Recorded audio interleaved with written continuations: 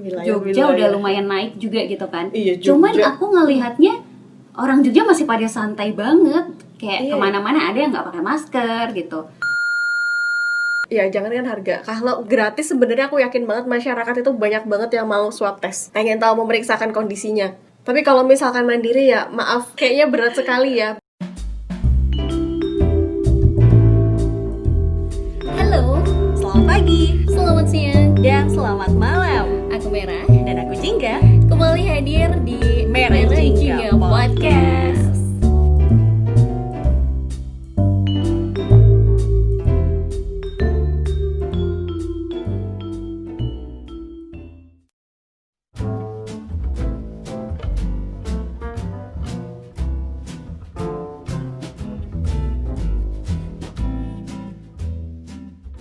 COVID-19, kalau misalkan nulis di search engine, kalau kita langsung klik COVID-19, langsung ada dong peringatan COVID-19, penyakit coronavirus COVID-19.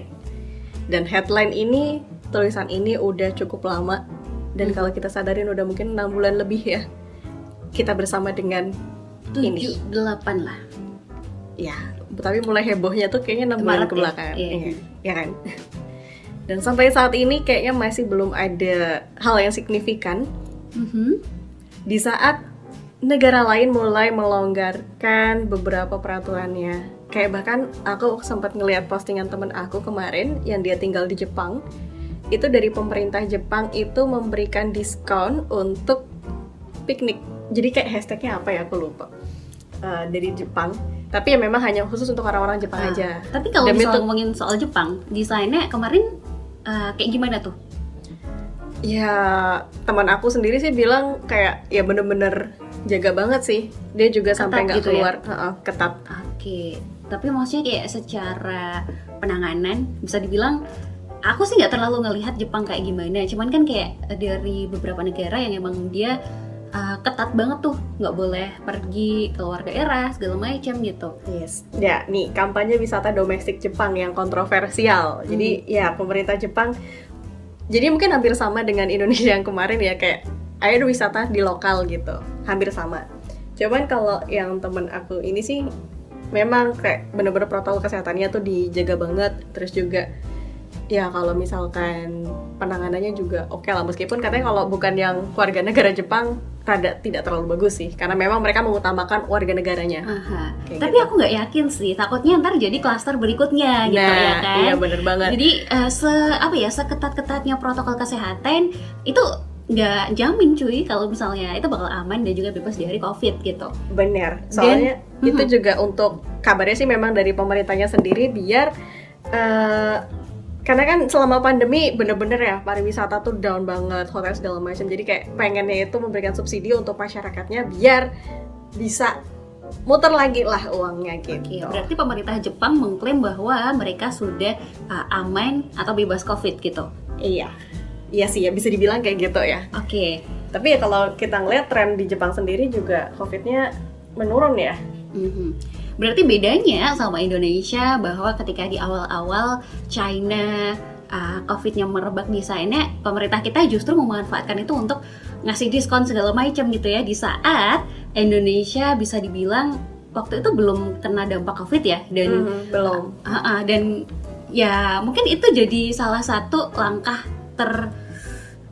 bisa dibilang langkah yang salah, fatal banget gitu dari pemerintah untuk ya it's okay waktu itu dulu Cina di situ si COVID-nya masih di Cina aja gitu. Dan aku lupa sih apakah pemerintah Indonesia waktu itu tidak membolehkan warga negara China untuk berkunjung ke Indonesia. Tapi kan waktu itu diskon segala macam yang membuat warga negara asing juga masuk ke Indonesia gitu. Yang kita nggak tahu apakah mereka bawa COVID atau enggak. Yang akhirnya kebobolan lah di situ gitu. Langsung banyak banget ya. Bener. Gila-gilaan banget.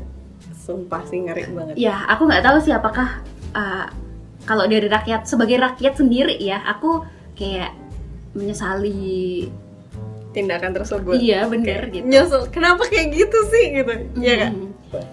Karena itu jadi bisa dibilang pemerintah itu kan jadi gerbangnya lah gitu untuk segala keputusan segala macam gitu. Dan ketika program diskon-diskon itu menyebabkan orang lain warga negara asing yang datang ke sini dan akhirnya ya udah bocor lah segala macam dan ngebikin kita kena dampak COVID dan itu ngebutuhin biaya yang bisa dibilang aku nggak tahu deh itu yang diskon-diskon itu bisa mengcover si COVID ini atau enggak gitu kan. Iya sih, serem ya. Kayaknya justru malah kita jadi minus sih yang tadinya mau menaikkan pendapatan negara gitu kan. Karena COVID ini yang ya ada bantuan dari pemerintah juga lah untuk yang terkena dampak dan itu kayak kemarin untuk 5 juta sekian penduduk gitu. Kayak misalnya prakerja aja deh gitu. Dari 5 juta itu dikali berapa sih? 1.200.000 rupiah. Kalau yang prakerja 600.000 ya. Itu kan ada 10 gelombang juga gitu. Banyak banget ya. Bener, itu udah bocor di situ, udah bocor untuk kayak perawatan korban-korbannya gitu. Jadi kayak aduh sayang banget gitu. Bahkan ada sebuah comic strip gitu ya. Ini kayaknya cocok banget sih kalau menurut aku pribadi gambarin kondisi negara kita saat ini dalam penanganan COVID. Jadi kayak ada gambar seorang laki-laki ketika itu lagi nonton TV, alarmnya bunyi kebakaran. Kebakaran tuh di belakangnya dia ngeliat, kebakaran. Yang dia lakuin adalah ngambil alat pemadam kebakaran, tapi bukan untuk mematikan apinya, tapi untuk merusakin alarmnya biar nggak berisik. Kok bego, mohon maaf. Itu kalau menurut aku kayak, oh iya ya, apakah yang dilakukan pemerintah ini seperti ini gitu loh. Kayak memang dia melakukan sesuatu, pemerintah ini melakukan sesuatu yang ya mungkin sudah dirapatkan dan berbagai macam orang ya yang sudah berpikir di sana, tapi kok kayaknya kurang pas aja gitu loh. Ya meskipun yang namanya memutuskan sesuatu tuh pasti bingung juga ya, terlalu banyak orang yang harus dipikirkan, itu juga semakin susah gitu kan. Tapi kayak kok gimana sih gitu loh, dari awalnya aja udah kayak menyepelekan satu, terus kayak ya udah kayak nganggap biasa aja, sampai akhirnya langsung ribut, kaget, panik, dan ya langsung banyak. Itu kan kayak kenapa kalau misalkan dari awal langsung ibaratnya mematikan apinya sedini mungkin ketika api masih kecil, itu kan lebih ringan ya dalam mengatasi masalahnya kayak gitu. Tidak terjadi kebakaran atau at least kejadi tapi cuma di 1-2 titik doang. Iya, ibaratnya kayak gitu. Itu mirip banget sih kejadiannya. Aku nggak tahu ya, maksudnya di negara lain juga apakah seperti Indonesia ketika awal-awal pandemi kemarin banyak yang justru kayak ayo datang ke mari pariwisata kita bagus segala macam gitu, atau mereka membatasi? Kayaknya malah gitu. Membatasi deh, termasuk kayak Arab Saudi aja langsung membatasi orang-orang yang mau datang umroh waktu itu kan, langsung pembatasan dari beberapa wilayah langsung kayak nggak boleh masuk gitu. Jadi kalau misalnya ngelihat negara kita nih lucu ya. Aduh, sih lucu. Lucu gimana nih maksudnya? ya apa ya, melakukan sesuatu yang memang seharusnya tidak dilakukan, ya nggak sih? Iya benar banget. Ada opsi-opsi lain gitu loh menurut aku pribadi gitu. Yang benar-benar nyeselin kayak kenapa sih harus kayak dari pariwisata langsung memberikan gelontoran dana untuk membayar influencer ya waktu itu, untuk biar ayo dong wisata ke negara kami.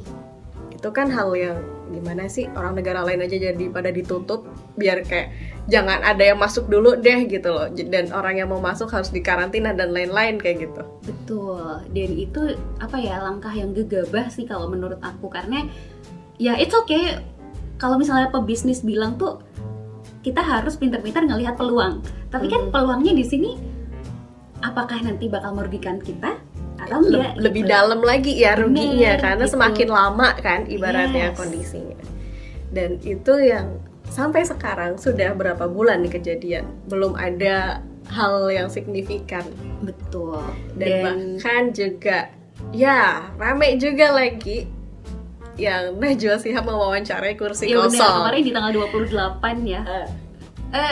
Aku pertama ngelihatnya rada-rada wow gitu. Ini mungkin jadi salah satu. Jadi sebelumnya si Pak Terawan ini kan dia pernah ada di Mata Najwa 7 bulan yang lalu gitu. Pas awal pandemi. Pas awal pandemi, dan dia bilang kalau misalnya COVID ini sebenarnya nggak semengerikan itu kok, nggak langsung membunuh lah ibaratnya gitu. Jadi ya kita pinter-pinter aja menyikapinya gitu kan, santai aja gitu. Dan beberapa bulan berjalan sampai akhirnya sekarang di bulan September Oktober gitu, yang kita tidak melihat satu ketegasan lah ya dari seorang Menkes gitu kan untuk gimana nih COVID di Indonesia semakin banyak gitu kasusnya. Dan kalau kamu sendiri ngelihatnya gimana? Aduh, bunyi iklan. Sebentar. Oke. Ya, kalau menurut aku ya, iya sih. Nah, ada dua kemungkinan juga sih kalau menurut aku. Memang sih kelihatannya Pak Terawan tuh kayak santai ya menghadapinya. Mungkin bisa jadi katanya waktu itu kan biar nggak panik. Karena ketika timbul kepanikan, masker habis. Betul. Hand sanitizer habis, sabun aja sampai habis coba di mana-mana. Padahal lagi butuh sabun mandi ya waktu itu. Kayak apaan sih, semuanya habis, tisu habis gitu kan. Kayak wow. Ya bener juga sih, salah satu langkahnya mungkin biar nggak panik. Tapi kalau terlalu menyepelekan juga ya nggak pas juga ya. Harusnya kayak tetap waspada dan ya tetap jaga diri kayak gitu loh, tingkatkan imunitas gitu nggak sih kalau seharusnya tuh. Dan bisa jadi juga, ini nggak tahu juga sih, karena pasti keputusan dari kementerian kan juga udah didiskusikan, dirapatkan besar juga ya di atas sana gitu kan, bersama presiden juga dan lain-lain gitu. Apakah Bapak Terawan ini hanya sebagai tameng dari kesalahan-kesalahan yang terjadi gitu? Ini nggak tahu juga ya, cuman kalau at least kan sebagai Menkes dia mampu bersikap dong di publik gitu. Harapan dari masyarakat, saya sebagai masyarakat kecil ini berharapnya sih ada satu langkah pasti yang ada gitu sih dari menteri gitu loh, karena kan ya beliau diberikan jabatan menteri karena dianggap mampu untuk memimpin ya, sebagai ya garda depannya bagian kesehatan lah ibaratnya kayak gitu. Dan bahkan nakes yang meninggal aja udah banyak banget pun kayak masih belum ada yang gimana ya gitu loh, kayak gitu sih. Kayak wow, yang mana para nakes ini mau nggak mau mereka harus menangani itu langsung gitu loh, garda depan, kayak nggak bisa menolak dan nggak bisa mengelak. Apalagi dengan adanya kayak apalagi kalau dokter itu kan kayak ada sumpahnya gitu kan, sumpah dokter dan lain-lain gitu, yang otomatis ketika ada kejadian kayak gitu nggak bisa ngelak. Cuman kan mereka juga manusia. Bener-bener. Nah tapi kalau misalnya kamu bilang tadi bahwa Pak Terawan ini apakah cuma jadi tameng doang gitu ya, dan di belakangnya nggak tahu nih dalang-dalang segala macam. Cuman kan seperti kamu bilang tadi bahwa dokter itu disumpah dan bla bla bla bla, sebagai seorang Menkes, pejabat ya? Iya. Itu kan dia juga ada sumpahnya juga waktu dilantik. Iya bener banget, ada sumpahnya untuk gimana caranya. Ya aku nggak tahu sih naskah sumpahnya apa, tapi kan pasti isinya untuk menjaga negara gitu kan. Dan seorang dokter itu kan bukan terkait masalah sumpah aja, tapi dia emang kayak insting seorang dokter untuk membantu yang sakit gitu loh, maksud aku. Itu kan berarti dia menyalahi itu gitu. Aduh, menyalahi. Ya, aku nggak tahu ya bahasanya gimana, cuman kayak ya dia tidak melakukan itu gitu. Dan ketika tadi tuh sempat ngeliat juga videonya Pak Jokowi tentang bahwa Pak Menkes itu bukan cuman ngurusin soal COVID gitu ya, dia cuman ada DBD juga ya, penyakit-penyakit lain di Indonesia. But kita tahu bahwa COVID ini sesuatu yang baru yang urgent, yang memang harus segera ditindaklanjuti, ya nggak sih? Benar. Karena kalau misalkan ngomongin DBD, kayaknya semua orang udah bukan semua orang sih, maksudnya kayak udah cukup ada rules ya, aturan gimana nih cara nanganin DBD gitu kan. Mungkin dengan fogging itu bisa meminimalisir, terus juga dengan melakukan pembersihan wilayah. Terus kalaupun misalkan udah kena DBD, apa nih yang harus diobatin, obatnya udah ada gitu kan. Bener. Jadi udah bukan pandemik ya, maksudnya kayak memang sih DBD itu termasuk penyakit endemik juga kan gitu nggak sih? Iya, dan termasuk endemik ya, maksudnya kayak hanya di wilayah tropis aja gitu.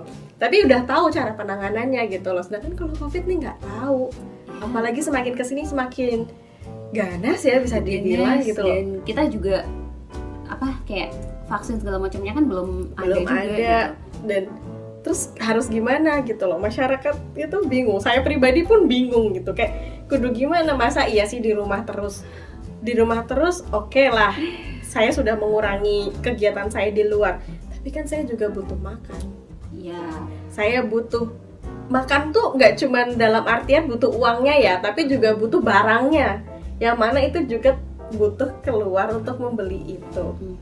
Stres juga cuy di rumah terus ya Nah, kan? itu juga untuk orang-orang yang mungkin suka aktif di luar, ketika harus terkungkung di rumah juga stres banget gitu. Dan bayangin kayak gini nggak selesai karena nggak ada keputusan yang pasti harus kayak gimana, selesainya jadinya kapan, kan kayak tambah mumet ya. Iya, ada yang bilang bahwa COVID ini sampai 5 tahun ke depan belum akan tuntas gitu.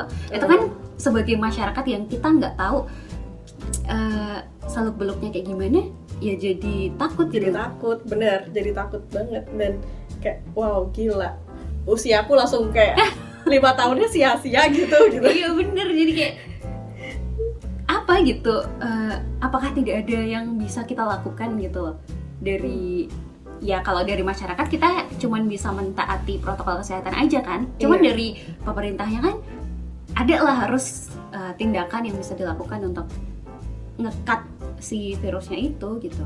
Iya benar banget, entah itu mungkin ya dengan meminimalisir pembatasan perjalanan, mungkin ya dari luar negeri itu loh yang mau masuk ke Indonesia. Nah itu sebenarnya yang dari awal emang udah salah kan kemarin. Karena juga termasuknya Indonesia termasuk negara yang banyak dilarang untuk masuk ya. Yes. Di beberapa negara gitu, karena penanganan dari COVID-19 yang buruk gitu ibaratnya.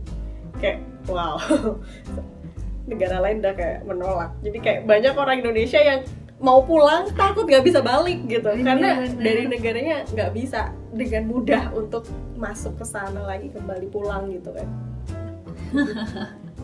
Wow. Apa ya bisa disebutnya apa sih kalau kayak gini, drama kali ya, ya nggak sih? Drama hidup, gila sih, kayak dari dulu nggak pernah ngerasain yang kayak gini, tiba-tiba langsung dikasih yang kayak gini kayak udah capek banget ya, kayak tiap hari pakai masker segala macam, harus membatasi ketemu sama orang. Ya untung kalau aku pribadi kerjanya nggak terlalu harus ketemu banyak orang. Iya. Kayak Bayangin doang ya. Bayangin kalau misalnya orang-orang yang memang harus ketemu klien. Iya, di tempat dan kita nggak gitu. tahu dia dari mana. Yes. Kita nggak kenal orangnya pernah penyakit apa juga gitu loh, yang bisa rentan terhadap COVID-19 ini gitu. Sama mungkin kalau misalnya kita lihat paling banyak tuh ya Jakarta, Surabaya, Jogja udah lumayan naik juga gitu kan. Iya, cuman aku ngelihatnya orang Jogja masih pada santai banget, kayak kemana-mana ada yang nggak pakai masker gitu. Bahkan kayak yang aku sedihin satu tuh gini, ketika ada hati-hati nanti lewat jalan ini ada razia masker. Lah emang kenapa harus takut dengan adanya razia masker kalau misalkan selama ini kita kemana-mana pakai masker? Yes. Ya kan, berarti kan itu tandanya dia nggak pakai masker. Tahu dia pakai masker ketika memang ya ada razia atau ketemu sama polisi segala macam kan gitu. Jadi mungkin kesadaran dari masyarakat kita sendiri yang masih sangat rendah. Atau masyarakat sudah lelah. Ya salah satunya mungkin itu. Aduh, jadi ya itu sih apa kayak jeblek gitu loh kalau dalam bahasa Jawa, ketika emang di orang-orang di tempat yang memang sudah zona merah banget nih sama orang di tempat yang ya masih zona kuning atau bahkan zona hijau gitu, pasti perilaku sehari-hari mereka tuh berbeda, ya nggak sih? Masih ada yang kayak ya it's okay pakai masker, cuman kayak masih santai banget gitu, masih yang pada makan di tempat rame kayak gitu-gitu. Iya, kok tetap ini ya, it's okay lah kalau misalkan kamu niat memang pengen makan di luar, tapi ketika lihat lokasi aduh udah penuh orang, kenapa nggak dibungkus saja gitu ya? Bener, kan ada opsi dibungkus gitu kan, tapi kok tetap ngotot untuk tetap di situ gitu. Itu sih yang aku nggak habis pikir sih, kayak terus ngapain? Ketika tahu penuh nih, ya udah deh dibungkus aja biar nggak kelamaan di situ dan makan di rumah gitu kan. Dan kalau misalnya balik ke yang Mata Najwa tadi ya, di Twitter itu kan pada rame memesnya kursi kosongnya diganti sama tokoh-tokoh kayak ada Naruto. Segala macam, terus ada apa tuh yang Dragon Ball ya? Bener. Terus sama ada yang langsung ngedit di situ ada Pak Terawannya gitu. Pak Terawan mencari Nana gitu. Bener. Aduh, tapi memang jarang ya kita melihat sosok Bapak ini di depan publik gitu ketika memberikan pernyataan bahwa oke, COVID sudah sampai sedemikian gitu. Kita harus hati-hati segala macam. Itu jarang banget gitu. Aku jujur ya, semenjak berita COVID ini jadi kayak malas nonton TV. Dan malas untuk bahkan di internet pun kayak malas untuk mencari informasi berita. Karena isinya kayak gitu dan kayak nggak ada kejelasan juga baik dari pemerintah, bahkan kayak Menkes pun kayak kok nggak ada yang bikin aku percaya sih. Kayak gitu, jadi kayak sudah mulai bener-bener ya jadinya nggak pernah ngeliat juga gitu loh, nggak pernah ngeliat apa sih yang dilakukan, apa sih yang terjadi, apa sih yang harus kita lakukan juga, yang disampaikan ke masyarakat tuh apa gitu loh. Karena sebenarnya masyarakat tuh sangat mengharapkan gitu ya sosok Pak Terawan ini menjadi apa ya, ibaratnya kayak penyejuk lah gitu. Entah apa informasi yang dia berikan, but at least dia bisa memberikan satu kepastian gitu ya bahwa COVID ini sedang ditindak oleh pemerintah atau gimana gitu. Jadi kayak ketika di negara-negara lain Menkesnya pada mundur karena tidak sanggup untuk melawan COVID, tapi di Indonesia masyarakat juga banyak yang mendorong atau apa ya, memojokkan Pak Terawan ini untuk mundur aja lah gitu, nggak bisa ngalahin COVID, nggak bisa naklukin COVID gitu. Cuman yang ganti siapa ntar? Yes, itu pertanyaannya. Dan dari Pak Terawan sendiri juga dia main coaching-coachingan gitu. Iya, padahal ya dari masyarakat berharap sekali ada langkah yang bisa diambil, ada hal yang keluar dari apa ya, dari pembicaraan tentang COVID ini ada hasil gitu loh. Masyarakat tuh sebenarnya kayak mendorong untuk pemerintah untuk ayo dong, gimana dong, kita berusaha patuh loh kayak gitu loh. Mendorong untuk itu, tapi sampai saat ini kayak padahal Bapak, please kami mohon loh. Kami berharap banget. Saya pribadi berharap banget sama pemerintah untuk apa sih yang harus dilakukan, apa sih yang harus kita lakukan. Jadi kayak jangan ini dong, jangan PHP-in kami dong masyarakat. Waduh, di PHP-in pemerintah, sakit ya. Tapi ya jujur emang udah mulai capek sih, udah mulai lelah gitu. Kemana-mana harus pakai masker dan lain-lain, dan lebih tepatnya karena ini berdampak kepada seluruh aspek ya. Salah satunya adalah pekerjaan, di mana angka pengangguran di Indonesia sekarang juga jadi meningkat. Ya gimana lagi, nggak bisa bayar karyawan. Ya, iya kan? Dan ya kalau misalnya di PHK masih ada tabungan gitu ya, at least untuk 1 tahun ke depan. Kalau enggak gitu, kayak misalnya pekerja-pekerja yang mohon maaf bukan karyawan tetap ya gitu, harian kayak gitu-gitu, itu kan mereka biasanya hidup untuk hari itu, iya, atau enggak untuk besok aja. Bener kan? Karena saking nggak bisa apa ya, maksudnya kayak kecil angka nominalnya sehingga kayak ya berusaha untuk nabung, mungkin ada pasti tabungan, cuman tidak banyak kayak gitu. Iya. Jadi ya mungkin salah satunya saya. Iya, kita ya. Kita gitu ya yang bisa dibilang terdampak sih, karena pekerjaan-pekerjaan lain juga jadinya sekarang ini off gitu. Jadi nggak bisa lebih berkreasi juga ya, apalagi kita kan kerja di dunia kreatif gitu kan. Jadi nggak bisa untuk melakukan langkah yang lebih fleksibel gitu. Betul, banyak sih yang mereka mengambil peluang kayak misalnya jualan online atau segala macam, tapi kan nggak semua orang bisa melakukan itu. Ya, kayak yang kemarin, episode kemarin sarjana. Oh iya bener. Gak semua orang bisa langsung bisnis, gak semua orang punya mental yang sama juga ketika dapat kerugian. Butuh belajar. Yes. Kalau misalkan langsung takutnya lebih dalam lagi gitu loh. Jadi kayak ya mungkin bisa banget sih dari pemerintah ya. Sebenarnya kartu prakerja itu lumayan juga sih. Tapi masalahnya kayak banyak orang yang mainin kartu prakerja dalam artian oke, ikut kelasnya kayak nggak diperhatiin, cuman skip doang dapat duit gitu. Kayak yang penting udah nyelesain kelasnya itu nanti dapat uang. Itu sih yang mungkin salah satu kebocoran ya, yang mungkin tidak diprediksi gitu loh.